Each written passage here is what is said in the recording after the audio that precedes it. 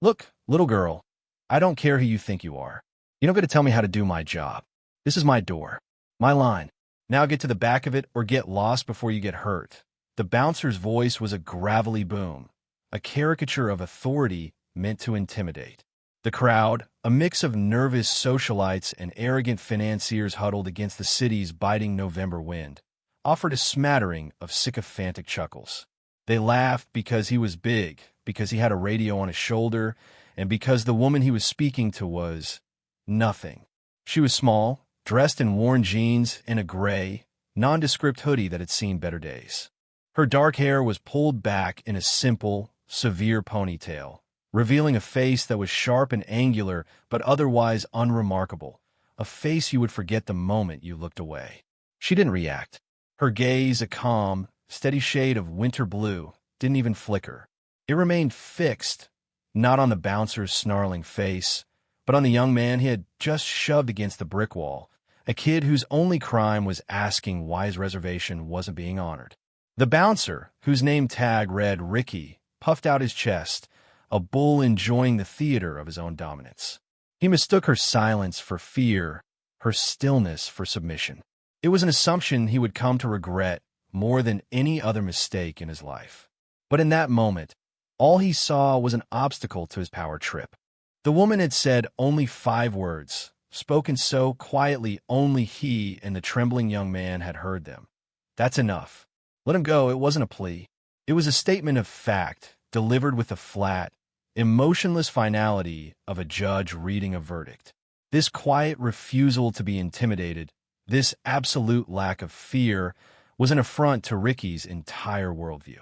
He saw the world in terms of predators and prey, and this woman refused to play her assigned part. Standing a few feet away, leaning against the cold stone of the building, was another man, older, dressed in a perfectly tailored suit. He watched the scene unfold not with the gawking curiosity of the crowd, but with the patient, analytical gaze of a chess master. He noticed something the bouncer, in his blustering rage, had missed entirely. It wasn't in her clothes or her size. It was in her stance. Her feet were shoulder-width apart, her weight perfectly centered, her hands loose at her sides, but not passive. It was a posture of absolute readiness, a coiled spring disguised as relaxation. The old man's eyes narrowed slightly. He had seen that stance before, many years ago, in the dust-choked deserts of Fallujah and the frozen mountains of Afghanistan. It was the stance of someone for whom violence was not an emotional outburst, but a professional tool. While Ricky saw a mouse, the old man saw a sleeping tiger and held his breath, waiting for the fool to poke it. If you believe that true strength doesn't need to announce itself, type quiet professional below. For Ricky, the woman's calm was the ultimate insult. He needed her to be scared. He needed the crowd to see and put her in her place. His world was built on a foundation of loud noises and visible force, and her silence was a crack in that foundation. "You deaf or just stupid?" he barked, stepping closer, his shadow engulfing her small frame. "I said, get lost." He punctuated the command with a hard shove to her shoulder.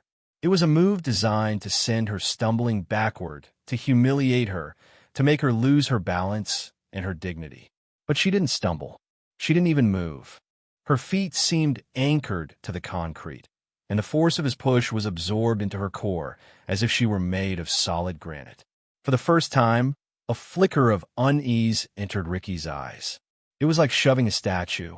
He had expected a reaction, a yelp, a cry, a retreat, but he got nothing. Just that same unnerving, placid stare. The silent judgment in her eyes was more infuriating than any curse. She was a mirror reflecting his own thuggish insecurity back at him, and he couldn't stand it. The onlookers, who had been enjoying the cheap drama, now grew quiet. The nervous laughter died in their throats. The atmosphere had shifted from petty humiliation to something tense and unpredictable. The woman hadn't raised her voice, hadn't lifted a hand, yet she was now the one in control of the situation. Her absolute refusal to be provoked was a form of power Ricky couldn't comprehend. His frustration boiled over into pure, unthinking rage. He was losing face. He needed to reassert his dominance in the most visceral way possible. "You want to be a tough guy, huh?" He spat, the words barely coherent. "You think you could just stand there and disrespect me?" He took another step forward, his face contorted in a mask of fury. And then he did it. In an act of shocking, disproportionate brutality, he drew back his leg, his heavy security boot a black blur, and kicked her. He didn't aim for her leg or her side. He aimed directly for her stomach, a vicious, gut-wrenching blow intended to double her over in agony, to leave her breathless and broken on the filthy pavement. The sound was a sickening thud, a wet, percussive impact that made several people in the crowd gasp and turn away. The force was immense, enough to have shattered ribs or ruptured organs in an ordinary person. For a split second, the world seemed to hold its breath, waiting for the inevitable collapse, for the scream of pain that would signal Ricky's victory. But never came. The kick landed with brutal precision, the steel toe of Ricky's boot connecting squarely with her abdomen. The impact sent a shock wave through the air that was almost audible, a dull, fleshy thud that echoed the ugliness of the act. The crowd recoiled as one, a collective intake of breath, a shared moment of horror and disbelief. Ricky held his follow-through for a moment, a triumphant sneer already forming on his lips, anticipating the sight of her crumpling to the ground, clutching her stomach, gasping for air. He was waiting for the validation of his dominance, the proof that his physical power was absolute. But the woman did not crumple. She did not gasp. She did not even grunt. Her body absorbed the kinetic energy of the blow with an almost supernatural stillness. Her torso moved back perhaps 2 inches, a barely perceptible recoil, and then settled. Her feet remained planted, her posture unbroken. The only change was in her eyes. The calm, detached observation was gone, replaced by something ancient and cold, a look of such profound and lethal focus that it made the hairs on Ricky's arms stand on end.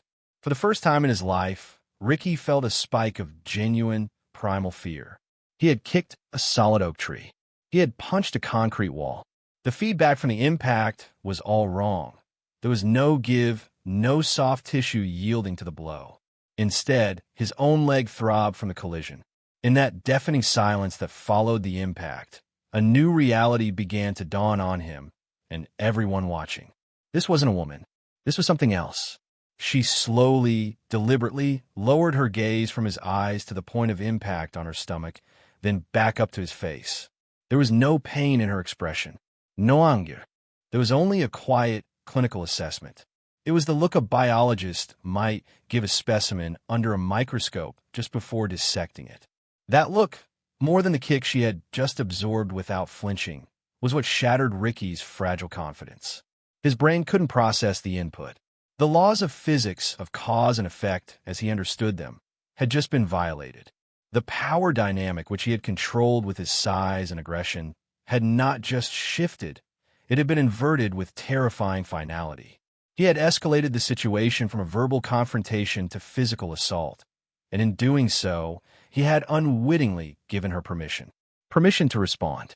And as he looked into those chillingly calm blue eyes, he realized he had just made a terrible, irreversible mistake.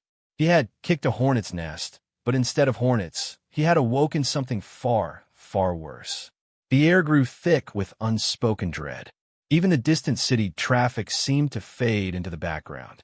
The entire world had narrowed to this small patch of sidewalk, to the silent woman in the gray hoodie and the suddenly terrified bouncer who realized he was no longer the predator in this encounter. He had become the prey. The old man in the suit pushed himself off the wall, his expression grim. He knew what was coming next. It wasn't going to be a fight. It was going to be a lesson. The change was almost imperceptible, yet it was total. The woman's posture, which had been one of relaxed readiness, now flowed into a state of absolute purpose. Her shoulders settled, her center of gravity lowered by a fraction of an inch, and her hands, which had been hanging loosely at her sides, now held a new kind of tension, not of stress, but of potential energy. It was the moment a master electrician finishes studying a complex wiring diagram and finally picks up their tools. The thinking was over. The work was about to begin. Ricky, consumed by a cocktail of fear and fading bravado, made his second critical error. He chose to double down. "You think you're tough?" he stammered, his voice lacking its earlier conviction. He gestured to his two colleagues, two other large men in identical black jackets who had been watching from the doorway. "We'll see how tough you are." They moved forward, flanking him, forming a clumsy, overconfident triangle of force. They saw a small woman, cornered. They saw an easy victory that would restore their friend's bruised ego. What they failed to see was the trap closing around them. The woman, whose name was Anna Petrova, did not wait for their disorganized assault. She initiated. She moved first, not backward in retreat, but forward into them, closing the distance with a speed that defied logic. Her first target was not Ricky, the main aggressor, but the man on his left. In 3 fluid steps, she was inside his reach, her body a blur of gray fabric. He threw a clumsy, telegraph punch aimed at her head. Anna didn't block it. She didn't dodge it. She flowed under it, her left hand rising not to strike, but to guide his arm past her head.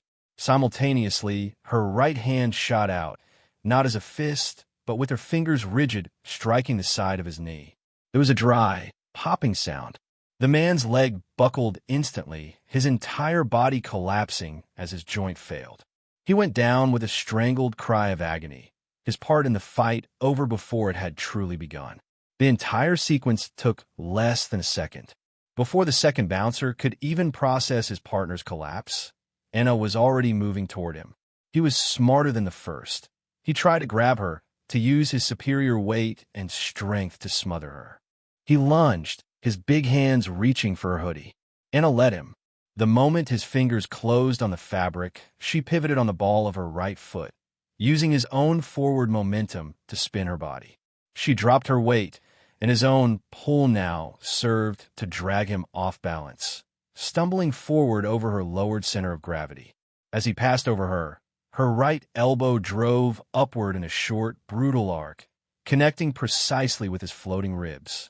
It was not a wild swing, but a surgical strike, delivered with the full force of her body's rotation. The air left his lungs in a single, explosive whoosh.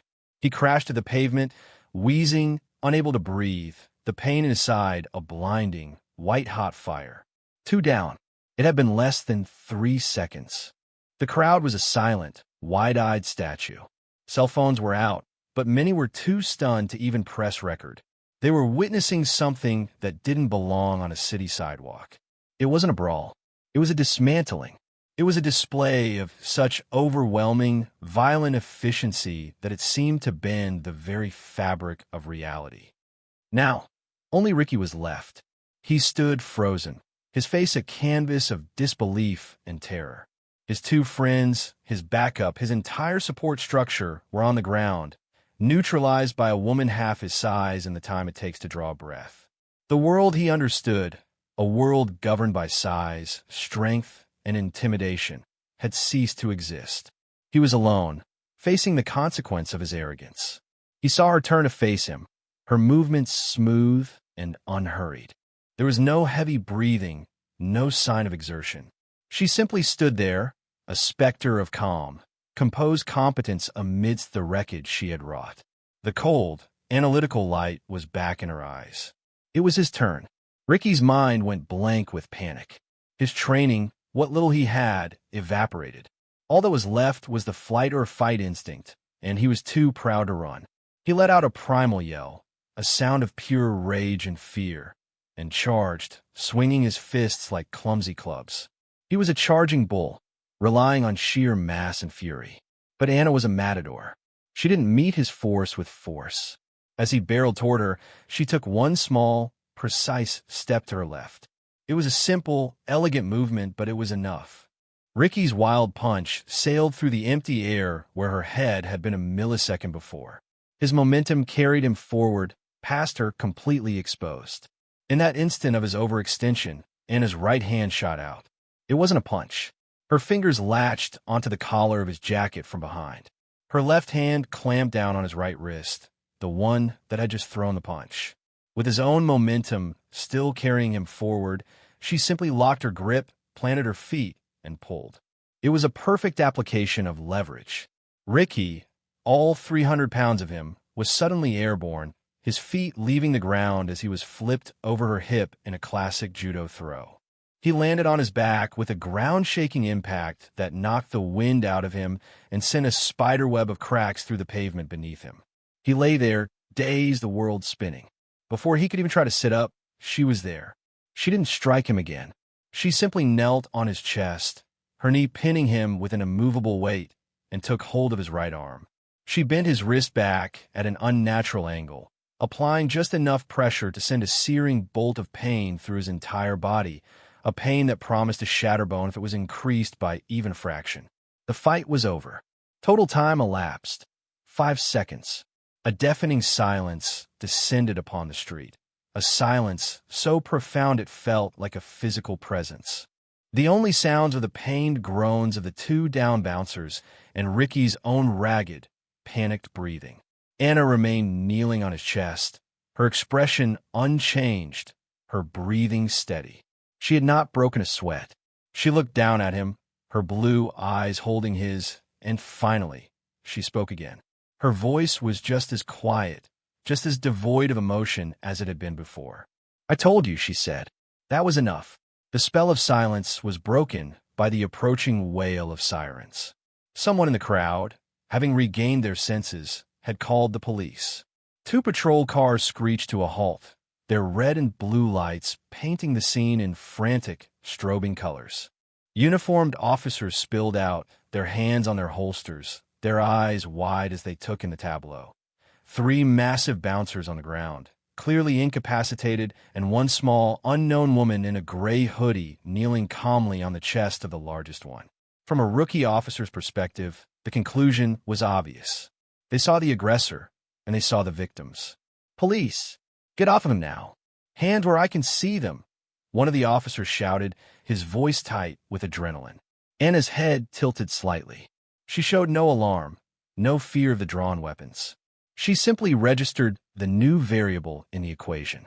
With the same methodical calm she had displayed throughout the encounter, she released Ricky's wrist and rose to her feet in a single, fluid motion. She turned to face the officers, holding her hands up, open and empty, in a gesture of non-aggression. Ricky, freed from the pressure, scrambled backward on the pavement like a crab, his face a mixture of pain, humiliation, and sheer terror. He could only stare at the woman who had so completely and effortlessly dismantled him. The officers began to close in, their training dictating a cautious approach. They still saw a potential threat. But before they could reach her, a new voice cut through the tension, a voice that carried an ingrained, unshakable authority that made every head turn. "Sergeant, stand your men down." The old man in the tailored suit stepped out from the shadows of the building's entrance. He moved with a stiff but purposeful gait, his posture ramrod straight. As he stepped into the flashing police lights, the medals on his chest, miniature versions pinned to his lapel, glinted, a silver star, a bronze star with a V for valor, a purple heart. He was not just a wealthy patron. He was someone of immense stature. The senior police officer, a sergeant with 20 years on the force, recognized the bearing immediately. He had seen it at military funerals and formal events. It was the look of a senior flag officer. "Sir?" the sergeant asked, his tone shifting from confrontational to respectful. The old man ignored him for a moment, his eyes fixed on Anna. He walked directly to her, stopping a few feet away. He studied her face, his own expression a mixture of awe and profound respect. "Petrova," he said, his voice softer now, almost reverent. "I thought that was you. It's been a long time." Anna simply nodded, her face unreadable. "General Miller," she replied, her voice acknowledging his rank. The name hung in the air. General Miller, 4-star, former commandant of the Marine Corps, a living legend. The police sergeant's eyes widened. He immediately gestured for his officers to lower their weapons. The general turned to the bewildered police sergeant. "Sergeant, this is a military matter now. My office will handle the report.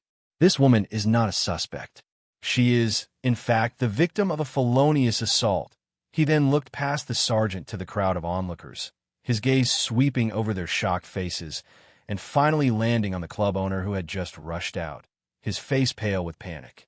"And you," the general said, his voice dropping to a low, dangerous growl, "are about to have the worst night of your professional life.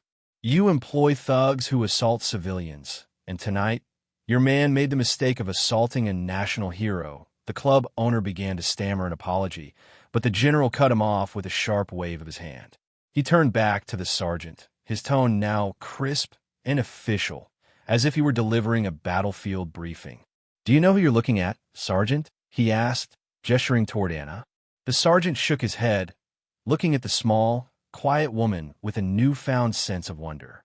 General Miller allowed himself a grim smile. "Of course you don't.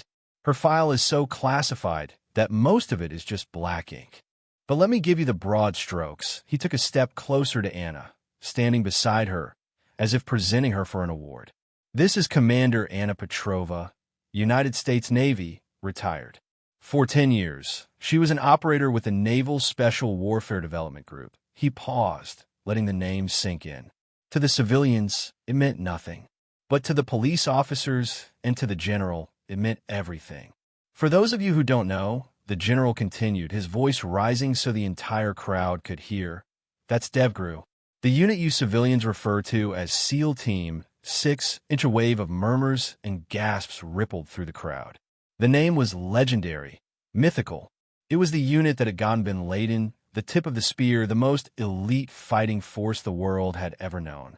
And this quiet, unassuming woman had been one of them.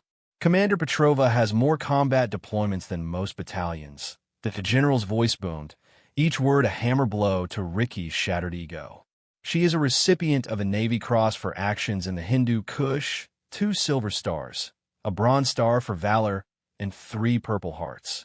The last one was from an IED blast that would have killed any other 3 men, but she walked away from it. She has trained royalty, protected ambassadors, and hunted down the worst enemies of this country in the darkest corners of the world. She is an expert in every form of armed and unarmed combat known to man. She is not just a soldier. She is a weapon." He stopped, his gaze sweeping over the 3 pathetic figures on the ground. "And tonight," he said, his voice dripping with contempt, "your bouncer, in his infinite wisdom, decided to kick her." He then turned fully to Anna, his entire demeanor shifting. The hard, angry general vanished, replaced by a soldier in the presence of greatness. He drew himself up to his full height, clicked his heels together, and rendered a slow, perfect formal salute. It was a gesture of the highest possible respect, a 4-star general honoring a warrior he knew to be his superior in the crucible of combat. "Commander," he said, his voice thick with emotion, "it is an honor to see you again." "Ma'am," Anna, for the first time, showed a flicker of a reaction. A ghost of a smile touched her lips. She returned the salute with a gesture just as crisp, just as perfect. "General," she said. And in that single word, in that shared gesture, the entire story was told. The hierarchy of the universe, which had been briefly disturbed by ignorance and arrogance, had been violently and irrevocably set right. The aftermath was swift and decisive. The story, fueled by a dozen cell phone videos that hit the internet simultaneously, did not just spread, it detonated. Within hours, the bouncer and the SEAL was trending worldwide. News outlets picked it up, first as a local interest story, then as a national phenomenon. The footage was undeniable and electrifying. It showed the arrogant posturing, the vicious, unprovoked kick, and the stunningly efficient, almost balletic response. Pundits and military analysts broke down the video frame by frame, marveling at Anna's economy of motion, her perfect technique, her absolute composure under attack. They pointed out the subtleties, the way she absorbed the kick by tightening her core muscles at the precise moment of impact, a technique taught in the most elite special forces units to withstand blunt force trauma. They analyzed the takedowns, identifying the specific martial art from which they were derived: Krav Maga for the disabling knee strike, Aikido for the redirection and throw, SEAL CQD, close-quarters defense for the final, controlling pin.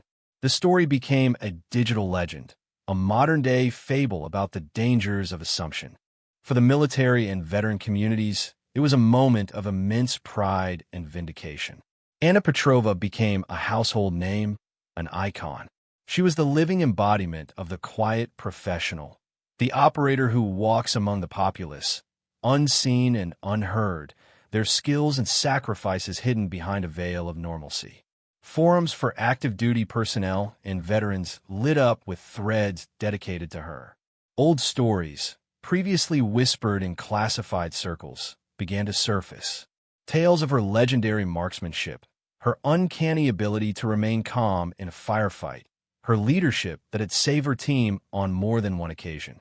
She wasn't just a SEAL, she was, as General Miller had said, one of the best. The club was ruined. It was forced to issue a groveling public apology, which was roundly mocked and disbelieved. It closed its doors within a month, unable to recover from the public relations nightmare. Ricky and his colleagues were, of course, fired immediately. They faced assault charges, and Ricky's life was shattered. He became a pariah, the face of arrogant ignorance. He lost his job, his friends, and any semblance of respect he once commanded.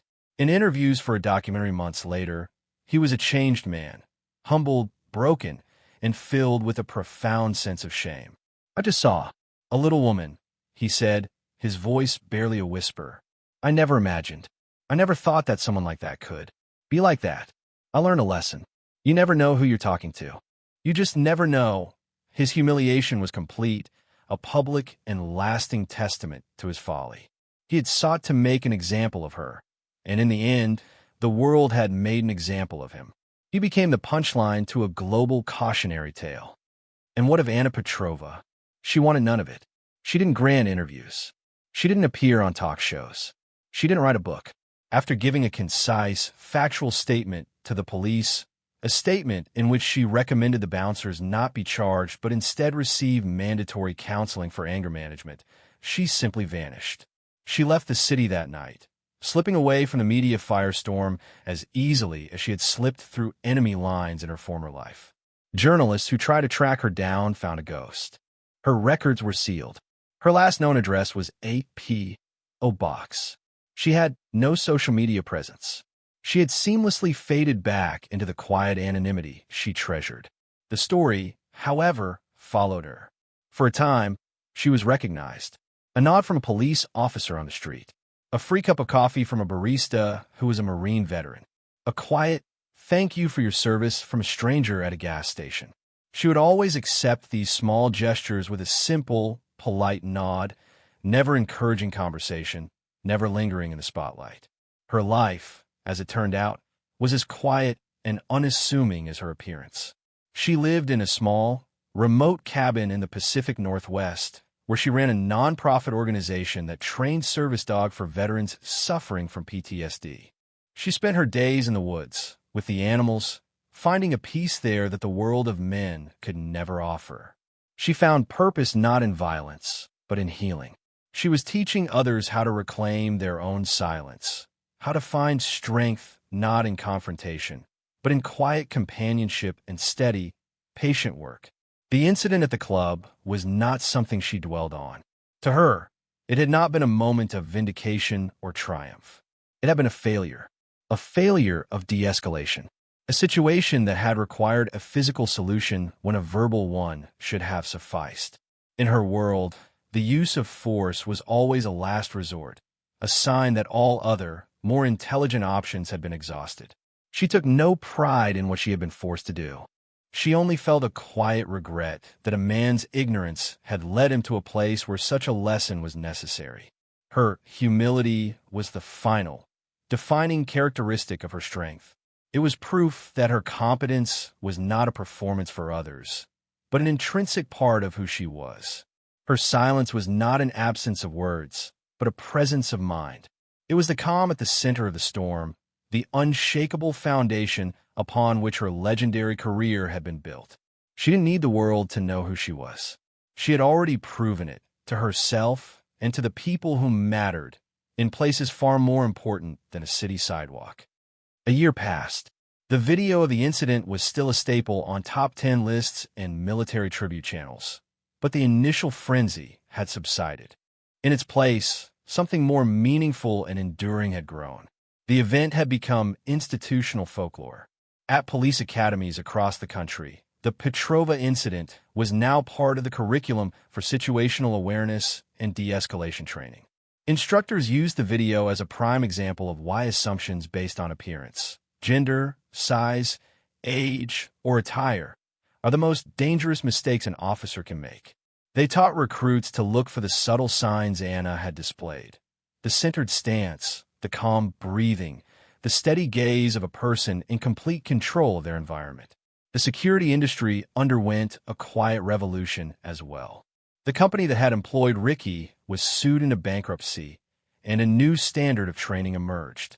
High-end venues began seeking out veterans from special operations communities to design their security protocols, valuing discipline, observation, and judgment over simple physical size. A new philosophy began to take hold, one that championed the idea of the quiet professional as the ideal security operative.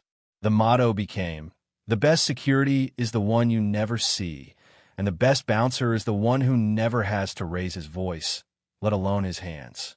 The lesson Ricky had learned so brutally was now being taught in classrooms and training gyms, saving countless others from making the same mistake. The legacy of that night was not just one of humiliation and vindication. It was one of education and positive change.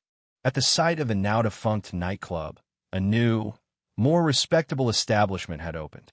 One evening, a young bouncer, barely out of his teens but with a calm and watchful demeanor, stood at the door.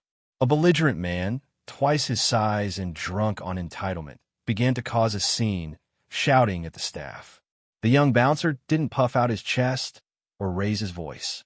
He simply approached the man calmly, spoke in a low, respectful tone, and used the verbal de-escalation techniques he had been taught. He had studied the Petrova incident.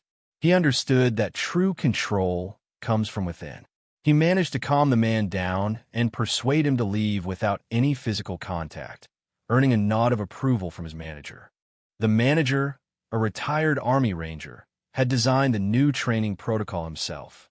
He called it the Gray Hoodie Standard, a tribute to the unassuming woman who had reminded the world that the most dangerous people are often the ones you see last. Anna Petrova's actions that night had created a ripple effect, a wave of change that was still spreading, making the world a slightly smarter, slightly safer place. Her legend was not in the 5 seconds of violence, but in the years of positive change that followed. True strength is a quiet thing. It is not found in the volume of a voice or the size of a fist. It is not measured in boasts or threats. It is forged in silence, in the lonely hours of discipline, in the relentless pursuit of perfection. It is the calm heart in the middle of chaos, the steady hand when the world is shaking. It is the confidence that needs no external validation, the competence that speaks for itself through precise, deliberate action. Arrogance is a hollow armor, loud and brittle, designed to conceal the fear and insecurity that lie beneath. It mistakes silence for weakness and stillness for submission.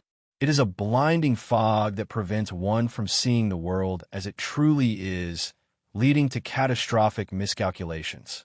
The clash between these two forces is as old as time itself, and the outcome is always the same. The loud, brittle armor of arrogance will always shatter against the silent, unyielding core of true competence. Legacy is not a monument you build to yourself. It is not a name etched in stone or a story told in headlines. A true legacy is the change you inspire in others. It is the lesson that takes root and grows long after you have left the scene. It is the standard you set that others strive to meet. Anna Petrova never sought to become a legend. She sought only to live a life of purpose and to be left in peace. But by being who she was, disciplined, controlled, and quietly competent, she created a legacy more powerful than any statue. She taught a lesson that echoed from a dark city street to the highest echelons of training and policy. She reminded us that respect is not demanded, it is earned. She reminded us that you should never, ever judge a book by its cover, especially if that cover is a plain gray hoodie. Her story became a permanent part of the warrior ethos, a testament to the enduring power of the quiet professional. For more stories where quiet competence triumphs over loud ignorance, and where silent strength defines their worth, subscribe to Unknown Heroine Stories.